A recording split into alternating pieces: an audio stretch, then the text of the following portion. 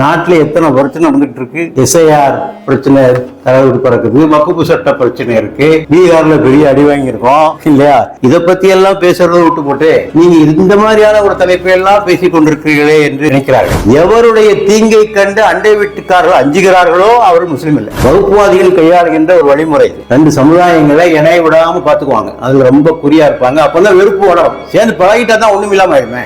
இஸ்லாம் எந்த அளவுக்கு சொல்லி இருக்கிறது, சொத்தை விற்பதாக இருந்தால் அண்டை வீட்டினருக்கே முன்னுரிமை. அதுக்கு இந்தியா நம்முடைய அரசியல் சட்டத்திலும் அது இடம்பெற்று விட்டது. தொழுகையை விட, நோன்பை விட, தான தர்மங்கள் செய்வதை விட ஒரு சிறந்த அறத்தை நான் உங்களுக்கு சொல்லித்தரவா என்று சஹாபாக்களை பார்த்து கேட்டபோது, சொல்லுங்கள் நாயகமே, ரெண்டு பேருக்கு மத்தியிலே சமாதானம் செய்து வையுங்கள், அது தொழுகையை விட நோன்பை விட சிறந்ததாகும் என்று பெருமானார் சொன்னார். ஒருவன் 10 பெண்களை விபச்சாரம் செய்தான், ஒருவன் ஒரு பக்கத்து வீட்டு பெண்ணை விபச்சாரம் செய்தான், இவன் தான் கொடியவன். யார்? இரண்டாவது உள்ளவன் தான் கொடியவன். பெருமானார் சொல்கிறார்.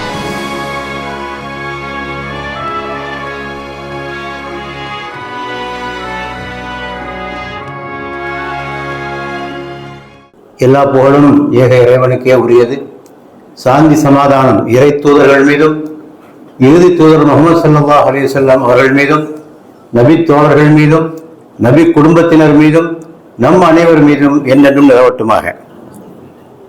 ஜமாஅத்தே இஸ்லாமியின் சார்பில் நடைபெறுகின்ற இந்த பரப்புரை இயக்கத்தின் ஒரு பகுதியாக நடைபெறுகின்ற இந்த நிகழ்ச்சியினுடைய தலைவர் சகோதரர் அசீஸ் அவர்களே, எனக்கு முன்னால் உரையாற்றி அமர்ந்திருக்கின்ற சகோதரி பாத்திமா ஜலால் அவர்களே, இங்கே திரளாக குழுமி இருக்கின்ற தாய்மார்களே, பெரியோர்களே, உங்கள் அனைவருக்கும் அஸ்ஸலாமு அலைக்கும் வரஹ்மத்துல்லாஹி வபரகாத்துஹு. இல்லங்கள் நெருங்கிவிட்டன, உள்ளங்கள் விலகிவிட்டன. இல்லங்கள் நெருங்கிவிட்டன, உள்ளங்கள் விலகிவிட்டன. எல்லாம் ரொம்ப க்ளோஸ் ஆகி போச்சு. முன்னால் தள்ளி தள்ளி இருக்கும் வீடுகள்லாம் இல்லையா. இப்போது ஒரு அப்பார்ட்மெண்ட்ல ஒரு கிராமத்தையே வச்சிடலாம், அந்த அளவுக்கு. ஆனால் இல்லங்கள் நெருங்கிய அளவுக்கு உள்ளங்கள் நெருங்கி இருக்காருன்னா இல்லை. அதான் அங்கே உள்ள வேதனைக்குரிய ஒரு அம்சம். ஆகவே இந்த நிலையை மாற்ற வேண்டும் என்பதற்காகத்தான் இந்த பரப்புரை நிகழ்ச்சியை நாம் இங்கே நடத்தி கொண்டிருக்கிறோம் என்பதை நான் இங்கே சொல்லிக்கொள்ள விரும்புகிறேன். பல பேருக்கு இந்த தலைப்பை பார்த்தா கொஞ்சம் வியப்பாக கூட இருக்கலாம். என்னையா பேசுறீங்க ஜமாஅத்தே இஸ்லாமிக்காரங்க, நாட்டில் எத்தனை பிரச்சனை நடந்துட்டு இருக்கு இல்லையா.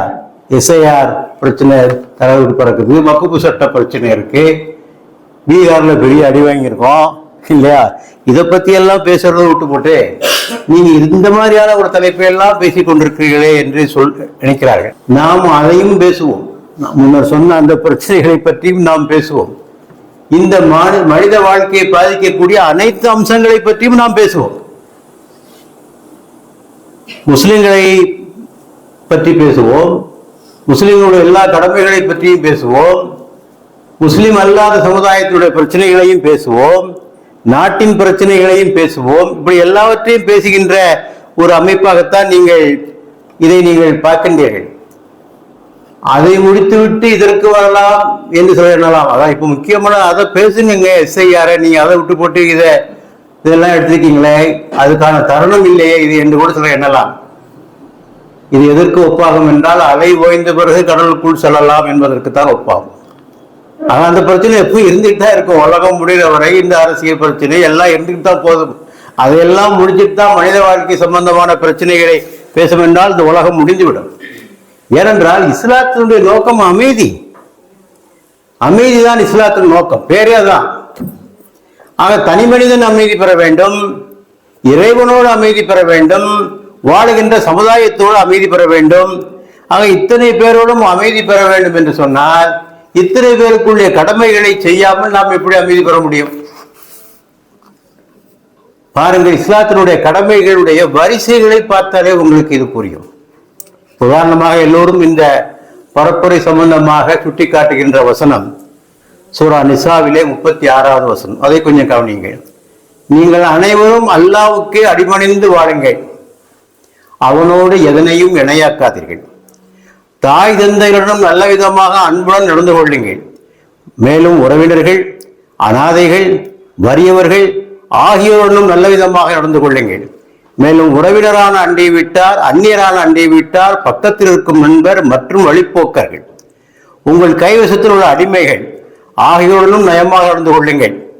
பாருங்க, இந்த ஆர்டரை பாருங்க. முதல்ல அல்லாஹ் வணங்க, அதுக்கு அடுத்தபடி என்ன வருது? தாய் தந்தை, அதுக்கடுத்தபடியாக என்ன வருது, உறவினர் வருது, அதுக்கடுத்தபடியாக என்ன வருது, அண்டை வீட்டினர் வருது. இந்த ஆர்டர் இது இந்த ஒரு ஆயத்தில் மட்டுமல்ல, நீங்கள் குர்ஆனில் பரவலாக படித்தால் இந்த ஆர்டர் தான் இருக்கும், இந்த ஆர்டர் தான் இருக்கும். அப்போ குர்ஆன் இதுக்கு எவ்வளவு முக்கியத்துவம் கொடுக்கிறது என்பதை நீங்கள் இதன் மூலமாக தெரிந்து கொள்வதற்கு வாய்ப்பு இருக்கிறது. ஆகவே இஸ்லாம் உங்களுக்கு தெரியும், இஸ்லாம் கடமைகளை ஹுகூக்குல்லா என்றும் ஹுகூக்குல் இபாத் என்றும் இரண்டாக பிரித்து இறைவனுக்கு செய்ய வேண்டிய கடமைகள், இறைவனுடைய படைப்புகளுக்கு செய்ய வேண்டிய கடமைகள் என்று அதை பிரித்திருப்பதை நாம் பார்க்கிறோம். ஆக ரெண்டுமே முக்கியத்துவம் வாய்ந்ததுதான். எல்லா கடமைகளுமே ஈமானினுடைய ஒரு பகுதி. நீங்கள் ஹதீஸை படித்து பார்க்கின்ற போது அடிக்கடி நீங்கள் படிக்கலாம், அவர் ஈமான் கொண்டவராக இருந்தால், அல்லாஹ்வின் மீதும் மறுமை நாளின் மீது நம்பிக்கை கொண்டவராக இருந்தால் இதனை செய்யட்டும், இதனை செய்யட்டும், இதனை செய்யாதிருக்கட்டும். ஆக ஈமானோடு இணைத்து பார்க்கின்ற நிலையைத்தான் நான் பார்க்கிறோம். இவரோடு சொன்னார்கள், சொல்ல 3 முறை சொன்னார்கள், இவன் மோமின் அல்ல, இவன் மோமின் அல்ல, லா யோமின் லா யோமின் லா யோமின், 3 தடவை. அப்போ அவ்வளவு அழுத்தமாக ஒரு கருத்தை சொல்கிறார். யார் எவருடைய தீங்கை கண்டு அண்டை வீட்டுக்காரர்கள் அஞ்சுகிறார்களோ அவர் முஸ்லீம் இல்லை. உங்களை பார்த்து உங்க பக்கத்து வீட்டுக்காரன் பயப்படுறான்னு வச்சுக்கிடுங்க, என்ன மனுஷன் இவன் என்ன செய்வானோ, எந்த சமயத்தில் என்ன செய்வானோ என்று அஞ்சுக்கு நிலைமையில் உங்களுடைய வாழ்க்கை இருந்தால் நீங்கள் முஸ்லீம் இல்லை, நீங்கள் முஸ்லீம் இல்லை.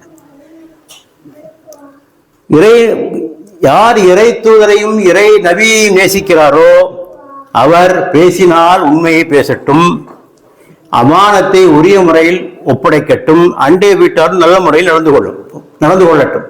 ஆக உங்களுக்கு இறைநேசமும் நபிநேசமும் வேண்டும் என்று சொன்னால் இந்த 3 கடமைகளை செய்யுங்கள் என்று சொல்வதை நான் பார்க்கிறோம்.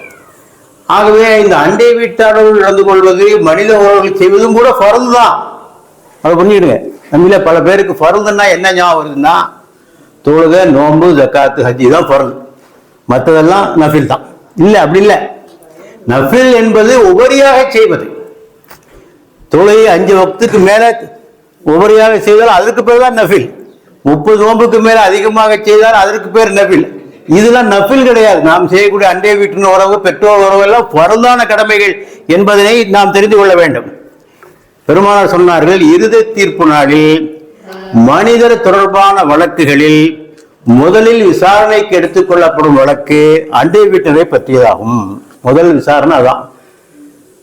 முதலாவது வழக்கு அல்லாஹ் எதை எடுக்கிறான்னா அண்டை வீட்டினரை பற்றிய வழக்கைத்தான் இறைவன் முதலாவதாக எடுத்துக்கொள்கிறான் என்று சொல்லப்பட்டிருப்பதை நாம் பார்க்கிறோம். ஆகவே நாம நினைக்கிற மாதிரி இது ஒரு சாதாரண இஸ்லாத்துல அவ்வளோ ஒன்றும் வலியுறுத்தலாம் படலைங்க, அது தொழுதா நோன்பு முடிச்சா போதுங்க என்பதாகலாம் நாம் எண்ணிக்கொள்ளக்கூடாது. இது ஈமானோடு சம்பந்தப்பட்ட விஷயம், மர்மையோடு சம்பந்தப்பட்ட விஷயம், இறைவனோடு சம்பந்தப்பட்ட விஷயம் என்பதை உணர்ந்து கொள்ள வேண்டும். இன்றைக்கு உறவுகள் எந்த நிலையில் இருக்கின்றன, அண்டை வீட்டர் உறவுகள் எந்த நிலையில் இருக்கின்றன? எல்லாரும் சொல்லுவாங்க, நோ தை நைபர், அண்டை வீட்டாரை அறிந்து கொள்ளுங்கள் என்று சொல்வார்கள். ஆனால் அண்டை வீட்டாரை பற்றி நமக்கு ஒன்றுமே தெரியாது. அவன் யாரு, என்ன தொழில் பண்ணுறான், எங்கே வேலை பார்க்குறான், அவனுடைய பிரச்சனைகள் என்ன என்பது ஒன்றுமே நமக்கு தெரியாது. வீடுகளையும் தாளிட்டு கொண்டோம், இதயங்களையும் தாளிட்டு கொண்டோம், இல்லையா? கதவுகள் பூட்டப்பட்டு விட்டன. ஆகவே இந்த நிலைதான் நமக்கும் அண்டை வீட்டிற்காருக்கும் இருப்பதை நாம் பார்க்கிறோம். அடிக்கடி சொல்லப்படுகின்ற ஒரு நகைச்சுவை சம்பவம், 2 பேர் சந்தித்து கொண்டார்கள். சார், உங்களை எங்கேயோ பார்த்தமா இருக்கேன் அப்படின்னா, நானும் உங்களை எங்கேயோ பார்த்தமா இருக்கேன் அப்படின்னா. சார் எங்க இருக்கீங்க? அண்ணா நகர்ல. அவன் நானும் அண்ணா நகர் தான் இருக்கேன். நீங்க எங்க சார் இருக்கீங்க? 4th Avenue. நானும் 4th Avenue தான் இருக்கேன். எந்த பக்கம்? அந்த பக்கம் சார் நான் இருக்கேன். எத்தனாவது ஃப்ளோர் சார்? அந்த ஃப்ளோர்ல தான் நான் இருக்கேன். நீங்க 34 நம்பர், நான் 35 நம்பர். பாருங்க, இது நகைச்சுவைக்காக சொல்லப்பட்டது நடப்பதுதான், நடக்கக்கூடிய ஒரு காரியம்தான். அது 2 பேரும் எங்கேயோ ஒரு ஃபங்க்ஷன்ல சந்திச்சுக்கிறாங்க, அப்பார்ட்மெண்ட்ல சந்திக்கல, எங்கேயோ சந்தித்துக் கொள்கிறார்கள் என்பதை நாம் பார்க்கிறோம். ஆகவே சகோதரர் சொல்லதை போல we are too close but too far என்பதுதான் உண்மை.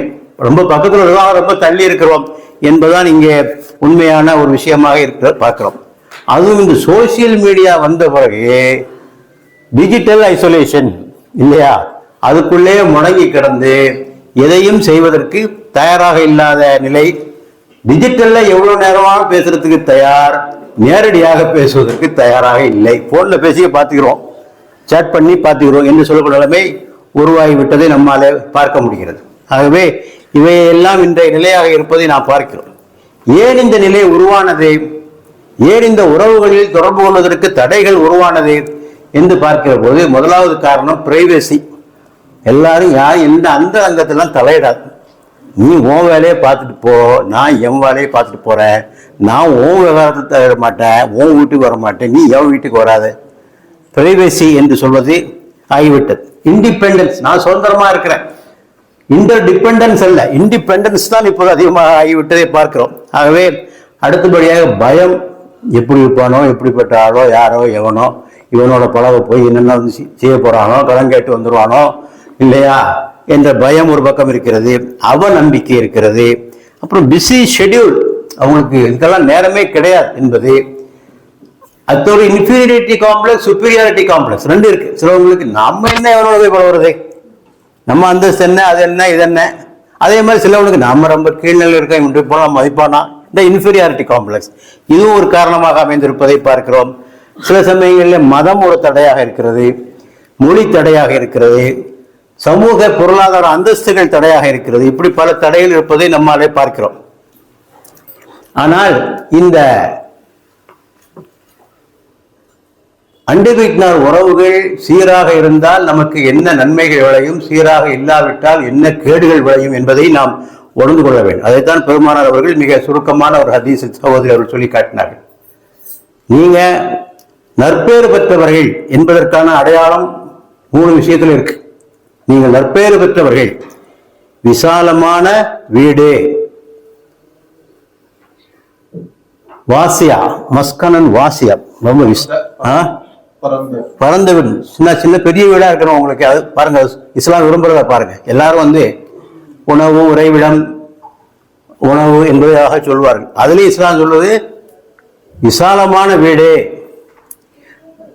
ஏற்றமிகு வாகனம், நல்ல ஒரு வாகனம் இருக்கணும். உலகத்தை யாருமே சொல்ல, எந்த ஒரு சமூகவியலாளரும் அடிப்படை தேவைகளில் வாகனத்தை சேர்க்கவில்லை.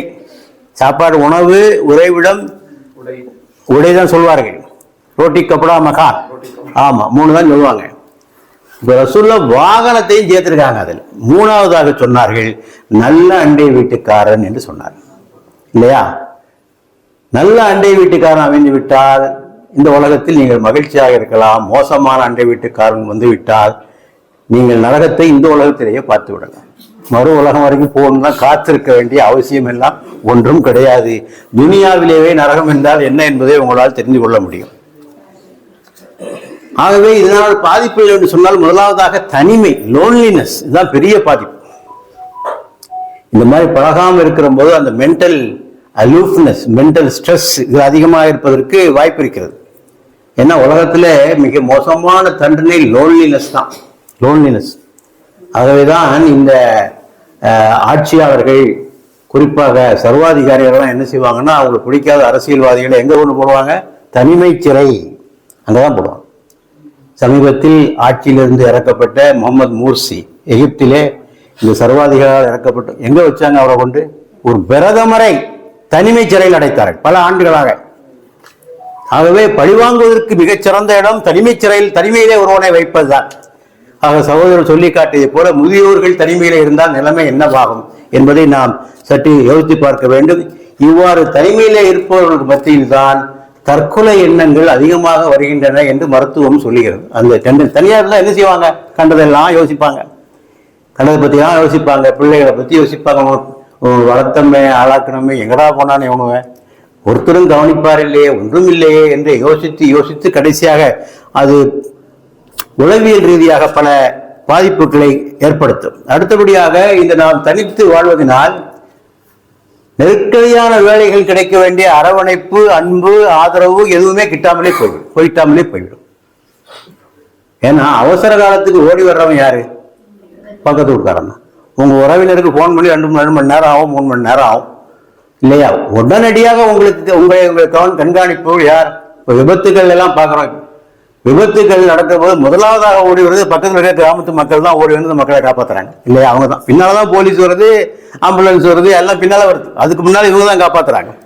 ஆகவே பக்கத்து வீட்டுக்கார உறவு நன்றாக இருந்தால் உங்களுக்கு உளவியல் ரீதியான ஆதரவு, அடுத்தபடியாக உங்களுக்கு பொருளாதார ரீதியான ஆதரவு, எல்லா வகையான ஆதரவுகளும் கிட்டுவதற்கு உங்களுக்கு அங்கே வாய்ப்பு இருக்கிறது.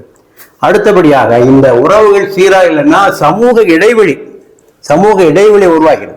அவங்களுக்கு சம்பந்தம் இல்லாம போய் கடைசியாக எந்த அளவுக்கு போய் அது வெறுப்புலவே முடியுது.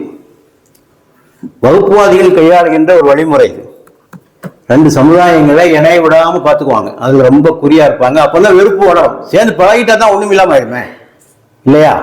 இப்ப எங்கிட்ட கூட பல கூட்டங்கள்ல வந்து கேட்பாங்க, முஸ்லீம்கள்லாம் ஏன் இவ்வளோ மோசமா இருக்காங்க, முஸ்லீம்கள்லாம் ஏன் இவ்வளோ முரடர்களா இருக்காங்க அப்படி இப்படின்னு கேட்பாங்க. நான் இப்போ அவங்கள்ட்ட கேட்பேன், உங்களுக்கு யாராவது முஸ்லீம் நண்பர்கள் இருக்கிறார்களா?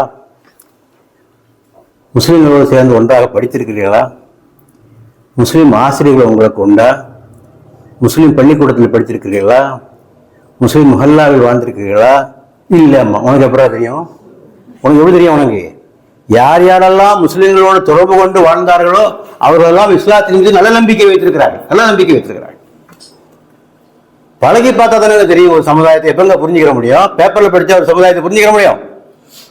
ஆகவே நாம் இந்த இடைவெளியை அதிகமாக்குகின்ற போது அது வெறுப்புக்கு இட்டு செல்கிறது, வகுப்புவாதத்துக்கு இட்டு செல்கிறது, இதெல்லாம் ஆயிடும்.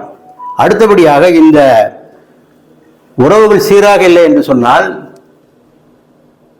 குடிமை பணிகள், சிவிக் ரெஸ்பான்சிபிலிட்டிஸ் என்று சொல்லக்கூடிய பணிகளும் பாதிக்கப்படுது. நாம் ஒரு பகுதியில் வசிக்கிறோம், அங்க பல பிரச்சனை இருக்கு.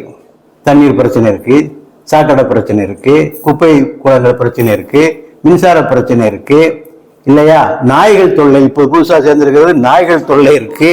இப்படி எத்தனையோ இருக்கு. இதெல்லாம் வந்து எல்லாரும் சேர்ந்து ஒற்றுமையா இருந்தால் அந்த பாதிப்புகளை நம்மால் கொஞ்சம் குறைக்க முடியும் என்பதையும் நாம் தெரிந்து கொள்ளலாம். ஆகவே அந்த ஒருங்கிணைந்து வாழ்கின்ற போது, ஒருவரை ஒருவர் புரிந்து கொண்டு கூட்டாக செயல்படுகின்ற போது அந்த பகுதியில் உள்ள பிரச்சனைகளும் குறைகின்றன, தீர்க்கப்படுகின்றன என்பதை நாம் பார்க்கிறோம். அடுத்தபடியாக இந்த உறவுகள் சீராக இருந்தால் பல அநீதிகள் தடுத்து நிறுத்தப்படும். இப்ப நம்ம நாட்டில் பார்க்கிறோம், லிஞ்சி மாட்டிறைச்சி வச்சிருந்தான்னு அடிச்சு கொள்றான். ஆனா பக்கத்து வீட்டுக்காரங்களும் கேட்க மாட்டான், தெருவில் ஒன்னா போறவனும் கேட்க மாட்டேங்கிறான். ரயிலில் பெருநாளைக்கு சாமான் வாங்கிட்டு ஒரு பையன் போறான், ரயிலில் உள்ளவன் அவனை அடிக்கிறான், கூட எடுக்கிற சக பையன் சும்மா இருக்கான் இல்லையா? அப்போ உறவு சீராக இல்லை.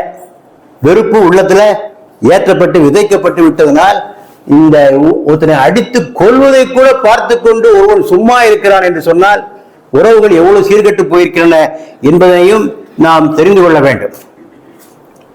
ஆக இதெல்லாம் பாதிப்புகள்லாம் இருக்கு. இந்த மாதிரி உறவுகளை நாம் துண்டித்துக் கொண்டால், அண்டை வீட்டிற்குள்ள உறவுகள் சீராக இல்லாமல் இருந்தால் இந்த பாதிப்புகள்லாம் ஏற்படுவதற்கு வாய்ப்பு இருக்கிறது. இப்ப அடுத்தபடியாக அண்டை வீட்டினருக்கு செய்ய வேண்டிய கடமைகள் என்ன என்பதை நாம் பார்க்க வேண்டும். ரொம்ப சுருக்கமா ரசூலுல்லாஹ் சொல்லிட்டாங்க. இப்ராஹீம் சொல்லிக்கொண்டே வந்தார், அண்டை வீடுள்ள உரிமைகளை சொல்லிக்கொண்டே வந்தார். நாம் பயந்து போய்விட்டேன், எங்கே நம் சொத்துல கூட அவங்களுக்கு உரிமை இருக்குன்னு இவர் சொல்லிவிடுவாரோ என்று நான் பயந்து விட்டேன் என்று ரசூலுல்லாஹ் சொன்னாங்க. அப்ப அவ்வளவு உரிமை சொல்லி பேசியிருக்கிறார். அவ்வளவு விஷயத்தை அவர் பேசிக்கிட்டே வர வரை இவங்களுக்கு சொத்துல கூட பங்கு உண்டு என்று அவர் சொல்லிவிடுவார் என்று அவர்கள் சொல்லியிருப்பதை பார்க்கிறோம். அந்த அளவுக்கு உரிமைகள் அந்த வீட்டினருக்கு இருக்கிறது. இன்னொரு ஹதீஸிலே பெருமானார் சொன்னார்கள், நீ நல்லவனா கெட்டவனா என்று அறிவதற்கு உள்ள ஒரே வழி, உன் பக்கத்து வீட்டுக்காரன் உன்னை நல்லவன் சொன்னா நீ நல்லவன், அவன் கெட்டவன் சொன்னா நீ கெட்டவன். என்ன ஒரு ஆளை பத்தி யாருக்கு நல்லா தெரியும்? யார் நெருக்கமா இருக்காங்களோ அவங்களுக்கு தான் நல்லா தெரியும் இல்லையா? தூரத்தில் உள்ளவங்களுக்கு தெரியாது. நீ நல்லவனா கெட்டவனா உன் பொண்டாட்டிக்கு தெரியும், உன் கணவனுக்கு தெரியும், உன் சொந்தக்காரனுக்கு தெரியும், உன் வேலைக்காரனுக்கு தெரியும். ஆங்கிலத்திலே ஒரு சொல், no one is hero to his valet என்று ஒரு கருத்து. தங்களது பணியாளர்கள் மெச்சுகின்ற நாயகர்களாக எவரும் இருப்பதில்லை. வேலைக்காரன் உன் நல்லவன் சொல்ல நீ நல்லா இருந்தாயா? அத தூரத்தில் இருக்கிறவன் ஒன்னு சொல்லுவான், ஏதோ பெரிய பேச்சாளரையா, எழுத்தாளரையா, சிந்தனையாளரு, பெரிய கனவானு தனவானும்மா. பக்கத்து வீட்டுக்காரர் கேட்டு பாருங்க, அயோக்கிய பய, எப்ப சாவான்னு பார்த்துக்கிட்டு இருக்கோம். எவனோ சாவறான், இவன் சாவ மாட்டேங்கிறான். இருக்க வேண்டியவன் செத்துக்கிட்டு இருக்கிறான், சாவ வேண்டியவன் உயிரோட இருக்கான். என்ன அவனுக்கு தான் தெரியும் உங்களை பத்தி வண்டவானதாக ரசூலுல்லாஹ் சொல்றாங்க. அவன் நல்லவன் என்று சொன்னால் நீ நல்லவனே, அவன் கெட்டவன் என்று சொன்னால் நீ கெட்டவனே என்று சொல்வதை நாம் பார்க்கிறோம். ஆகவே இதெல்லாம் அண்டை வீட்டுகளை நாம் பெற வேண்டிய சில உரிமைகளை பற்றி நமக்கு முன்னுரையாக சொல்லப்பட்டிருக்கின்ற கருத்துக்கள். முதலாவதாக நாம் செய்ய வேண்டியது அவர் யார் என்பதை தெரிந்து கொள்க. நோ தை நைபர். அவர் யார்? அவர் என்ன வேலை செய்கிறாரு, எந்த ஊர், என்ன தொழில் செய்கிறாரு, என்ன படிச்சிருக்காரு, என்ன பதவியில் இருக்காரு, அவர் வறுமை உற்றவரா, வசதி உள்ளவரா, மாற்றுத்திறனாளியா, சாதாரண மனிதனா, இதெல்லாம் தெரிஞ்சுக்கணும். இன்னும் ஒரு கொஞ்சம் படியே போய் அவர் எழுத்தாளரா, பதவியில் இருக்கிறாரா, இன்னும் அவர் மூலம் சில உதவி நம்மால் பெற முடியும். இதையெல்லாம் நாம் தெரிந்து கொள்ள வேண்டும். ஆகவே முதலில் அவரை பற்றிய தெளிவான விளக்கங்கள் நமக்கு வேண்டும். இரண்டாவது ஆட்டிடியூட். அவர் நம்ம பார்க்குற மனப்பான்மை இருக்கு. ஆட்டிடியூட் டிட்டர்மின்ஸ் ஆல்டிடியூட்ஸ் என்று ஆங்கிலத்தில் ஒரு கருத்து உண்டு. Attitude determines altitudes. உங்களுடைய மனப்பான்மைகள் தான் நீங்கள் செல்லவிருக்கின்ற உயரங்களை தீர்மானிக்கின்றன. உங்கள் மனப்பான்மை எப்படி இருக்கோ அதுக்கேற்ற மாதிரி தான் எல்லாம் நடக்கும் என்பதுதான் அதனுடைய கருத்து. ஒரு டாக்டர் இருக்காரு, அவர் ஒரு நோயாளியாக பார்த்தா அந்த ஆட்டிடியூடு வேற. இது ஒரு பேஷண்ட், ஃபீஸ் தர்ற பேஷண்ட் என்று பார்த்தால் அந்த ஆட்டிடியூடு வேற இல்லையா? ஒரு வக்கீல் இருக்காரு, அவருடைய பிரச்சனையை நான் தீர்த்து கொடுக்க வேண்டும், அவருக்கு நீதி கிட்ட செய்ய வேண்டும், அதற்காக நான் படப்பட வேண்டும். இந்த மனப்பான்மை இருப்பது வேறு. இவர்கிட்ட வாய்தா போட்டே காசு பிடிங்கிடலாம் என்றது வேறு. ஆக மனப்பான்மைகள் தான் மனிதனை முடிவு செய்வதை பார்க்கிறோம். ஆக உங்களுடைய மனப்பான்மை அன்பு, கருணை, இரக்கம் இவை நிறைந்ததாக இருக்க வேண்டும். அவன் என்ன ஜாதியில் இருந்துட்டு போறான், என்ன மதமாக இருந்துட்டு போறான், அதை பற்றி நமக்கு ஒன்றும் கவலையே இல்லை. அதன் அடிப்படையில் நாம் வேறுபாடுகள் காட்ட வேண்டிய அவசியம் இல்லை, பாரபட்சம் காட்ட வேண்டிய அவசியம் கிடையாது என்பது நாம் இந்த ஆட்டிடியூட் நமக்கு இருக்கிறது. இந்த ஆட்டிடியூட் தான் எல்லாத்துக்குமே ரொம்ப முக்கியம். அப்புறமாக அதன் அடிப்படையில் செய்ய வேண்டிய உதவிகள் என்னெல்லாம் செய்யணும், டூஸ் அண்ட் டோன்ட்ஸ், செய்ய வேண்டியன செய்யக்கூடாதன. முதலாவதாக நான் சொல்றதுக்கு முன்னால முதலாவது ஒன்று சொல்றேன், பார்த்து சிரிப்பா, வேற ஒன்றும் செய்ய வேண்டாம்.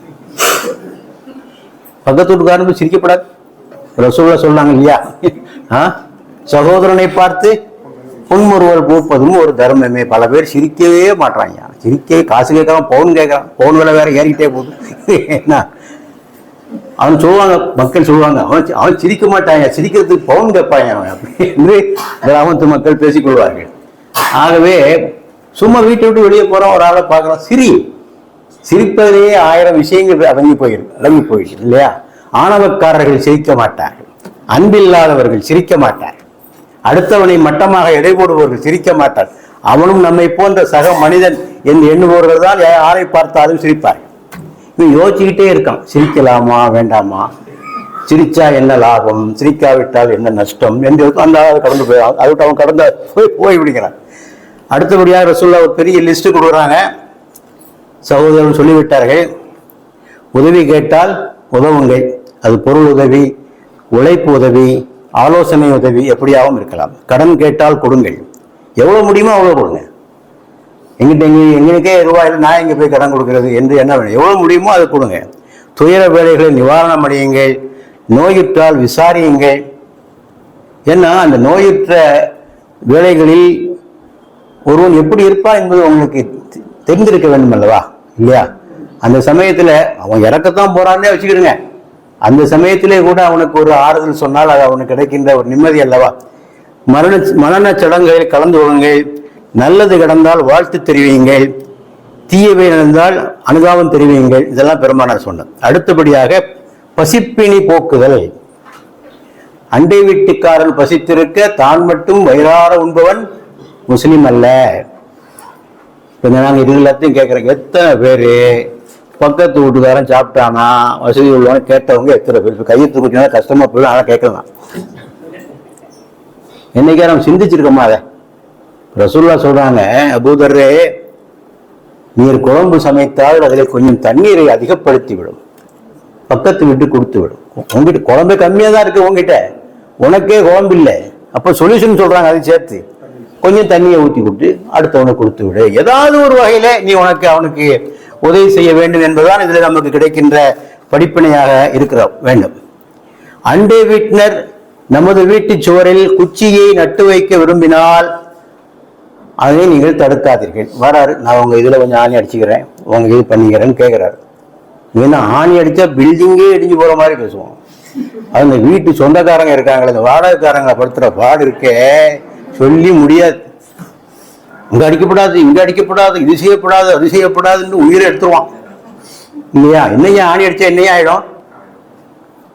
ஆகவே குச்சியை சொருகிக்கொள்ள அனுமதி கேட்டால் நீங்கள் அனுமதி அளியுங்க. இந்த ஹதீஸ் அப்படியே நம்ம விளக்கி கொஞ்சம் விரிவுபடுத்தினால், உங்கள் மொட்டை மாடியில் அவர்கள் துணிகளை காய வைப்பதற்கு அனுமதி கொடுங்கள். உங்களிடத்தில் வெற்று நிலம் இருந்தால் அவர்கள் வாகனத்தை நிறுத்திக் கொள்வதற்கு அவர்களுக்கு அனுமதி கொடுங்கள். ஏதாவது ஒரு வகையில் உதவி செய்யும். இதுக்கு சிறந்த எக்ஸாம்பிள் அபூபக்கர் சித்திக் ரலியல்லாஹு அன்ஹுடைய வாழ்க்கை வரலாறு தான். சுபு தொழில் முடிச்ச உடனே ஓடிய போயிடுவார். சுபுக்கு தொழில் சலாம் வாங்கின உடனே ஓடிய போயிடுவார். போய் பக்கத்து வீட்டு யாருக்காரெல்லாம் பால் கறந்து கொடுக்கறது, சமைச்சு கொடுக்கறது, மாவு பிசைஞ்சு கொடுக்கறது, ரொட்டி போட்டு கொடுக்கறது, இதுதான் அவருடைய வேலை. கடைசியாக அவர் கலீஃபாவாக ஆகிவிட்டார். அப்போ பேசிக்கிட்டாங்க, இனிமே அபூபக்கர்லாம் வரமாட்டாரியா, கலீஃபா ஆகிவிட்டார், அவர் எங்கே வர போறாரு அப்படின்னு. வழக்கம் போல போய்விட்டார். அந்த வீட்டு சிறுமி சொன்னது, அம்மா பால்காரன் வந்து விட்டான், அம்மா பால்காரன் வந்து விட்டான். கடைசியாக அப்படித்தான் அவருடைய வாழ்க்கை அமைந்திருந்தது. கடைசியாக உமர் அவர்கள் என்ன செய்தார், ஒரு முறை இந்த மனுஷன் காலில் தொழுதுட்டு எங்கேயா போறான், பின்னாலே போனாரு. பின்னாலே பார்த்தா அந்த வீட்டுக்கு போறாரு, இந்த வீட்டுக்கு போறாரு, உதவி செய்யறாரு சொன்னார். உமர் வாய் விட்டு சொன்னார், அபூபக்கரே, உமரை யாராலும் விஞ்ச முடியாது, உம்மை யாராலும் விஞ்ச முடியாது என்று சொன்னார். அபூபக்கர் மூத்தாயிட்டார். உமர் கத்தாப் பதவி வந்துட்டார். அவரும் அதே வேலையை ஆரம்பிக்கிறார். ஒரு வீட்டுக்கு போறார். போன உடனே அந்த அம்மாவுக்கு சேவனை செஞ்சு முடிச்சுட்டு, தம்பி நீ யாரு புதுசா, அந்த அம்மா கண்ணு தெரியாது, நல்லா புரிஞ்சுங்க, அந்த அம்மா கண்ணு தெரியாது, நீ புதுசா தெரியுது, நீ எப்படிமா கண்டுபிடிச்ச என்ன? அபூபக்கர் இந்த பேரித்தம்பளத்தை கொட்டையை எடுத்துட்டு தான் தருவார் எனக்கு, நீ கொட்டையோட கொடுக்குறியே, நீ அதை வச்சு நான் கண்டுபிடிச்சிட்டேன் அந்த அம்மா இல்லையா? ஆக இப்படித்தான் இஸ்லாம் எந்த அளவுக்கு சொல்லி இருக்கிறது, சொத்தை விற்பதாக இருந்தால் அண்டை வீட்டினருக்கே முன்னுரிமை. நீங்க சொத்தை விற்க போறீங்கன்னா யார்கிட்ட முதல்ல கேட்கணும்?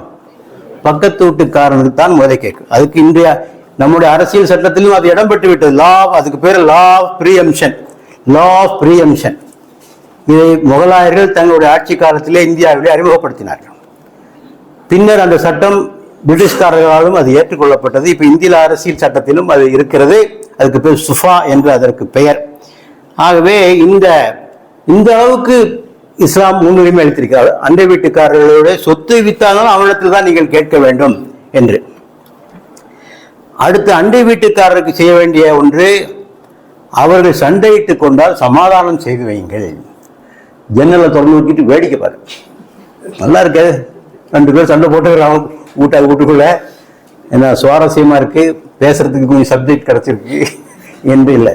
நம்ம சமாதானம் முடிஞ்சு. ஏன்னா ரசூலுல்லாஹ் சொன்னாங்க, தொழுகையை விட, நோன்பை விட, தான தர்மங்கள் செய்வதை விட ஒரு சிறந்த அறத்தை நான் உங்களுக்கு சொல்லித்தரவா என்று சஹாபாக்களை பார்த்து கேட்டபோது, சொல்லுங்கள் நாயகமே, 2 பேருக்கு மத்தியிலே சமாதானம் செய்து வையுங்கள், அது தொழுகையை விட, நோன்பை விட சிறந்ததாகும் என்று பெருமானார் சொன்னார். அதை செய்து வைக்க வேண்டும். ஆனா அதுல சில நிபந்தனைகள்லாம் இருக்கு. உங்களுக்கு தெரியாத விஷயங்கள்லாம் தலையிடாதீங்க, நல்லா தெரிஞ்ச போய் செய்யுங்க இல்லையா? அவங்க விரும்புனா செய்யுங்க, அவங்க விரும்பாட்டா செய்யாங்க.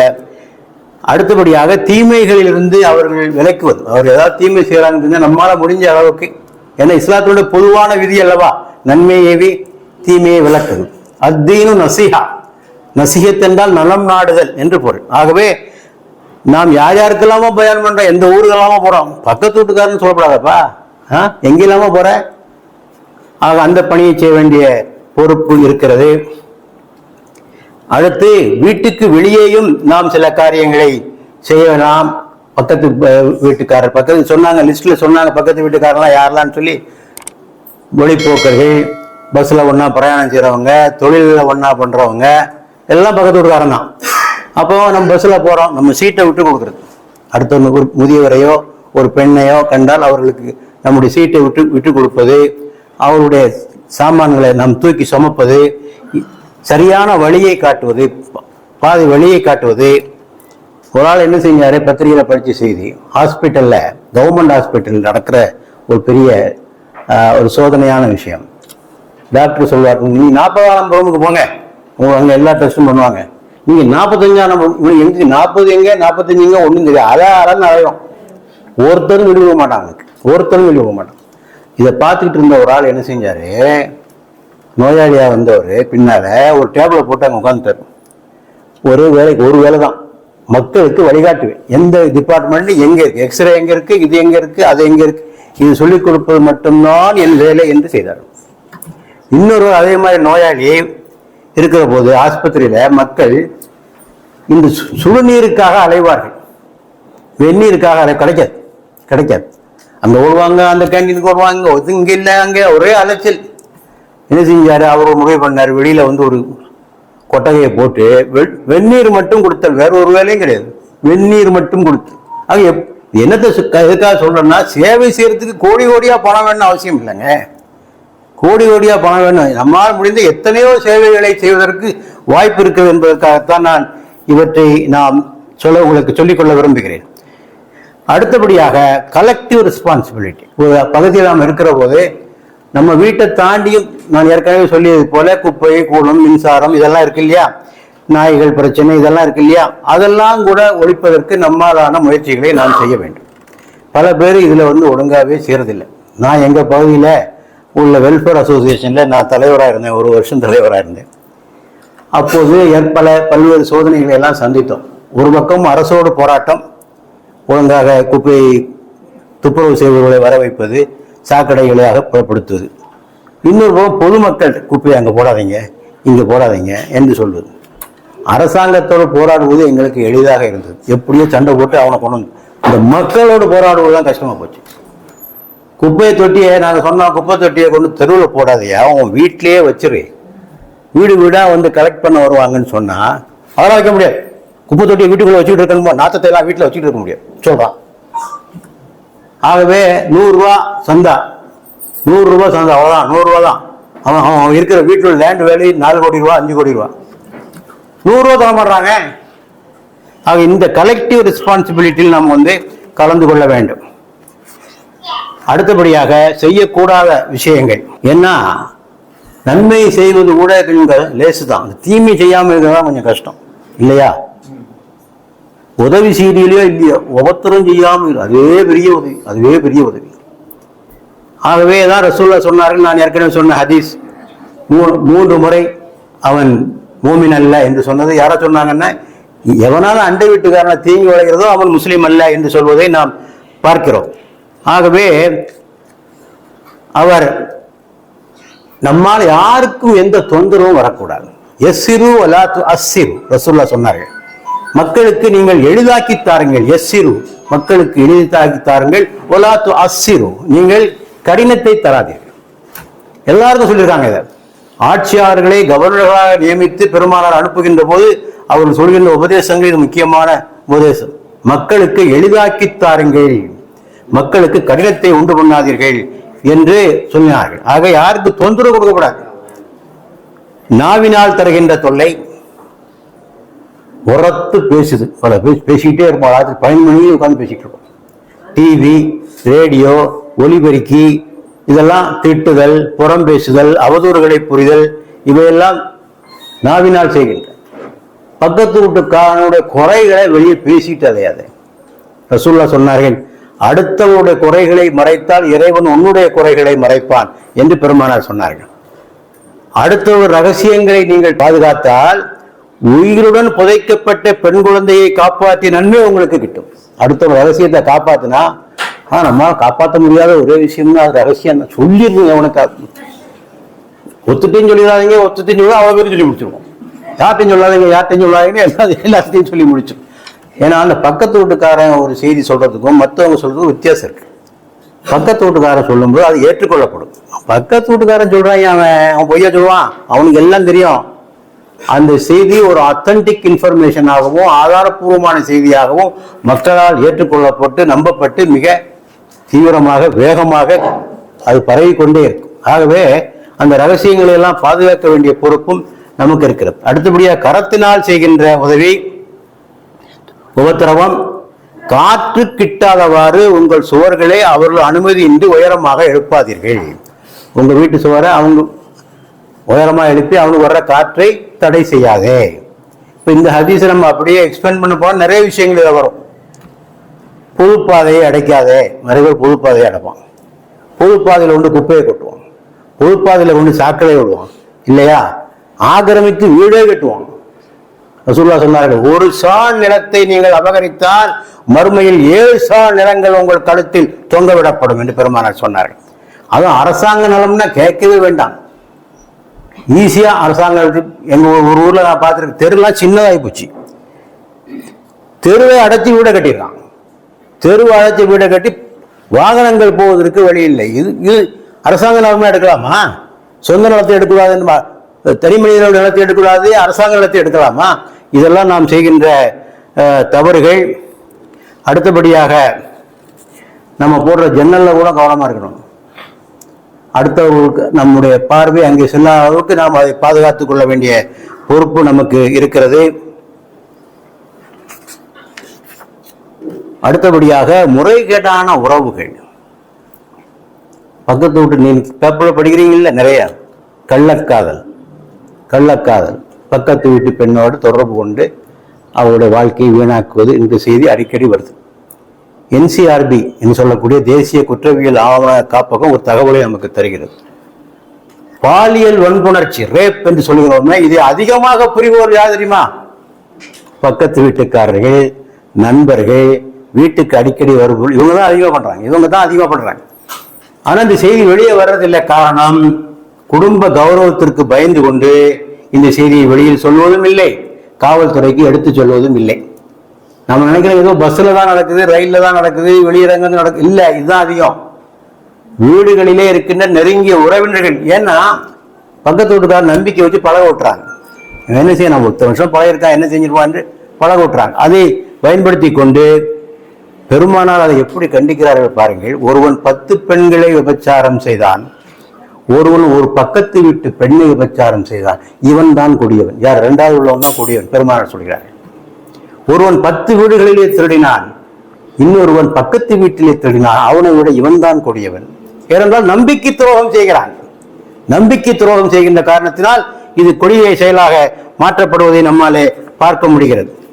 ஒரு கவிஞன் சொன்னான், நான் இருக்கும் வரை என்னால் அண்டை வீட்டு பெண்களுக்கு எந்த தீங்கும் ஏற்படாது, அவள் வீட்டில் திரைச்சீரையில் இருந்தாலும் நான் குரலாகி விடுவேன், திரைச்சீரை போட்டிருந்தாலும் நான் குரலாகி பார்க்க மாட்டேன் என்று சொல்லக்கூடிய அளவுக்கு நம்மை நாமே கட்டுப்படுத்திக் கொள்வதின் நிலை நம்மிடத்தில் இருக்க வேண்டும்.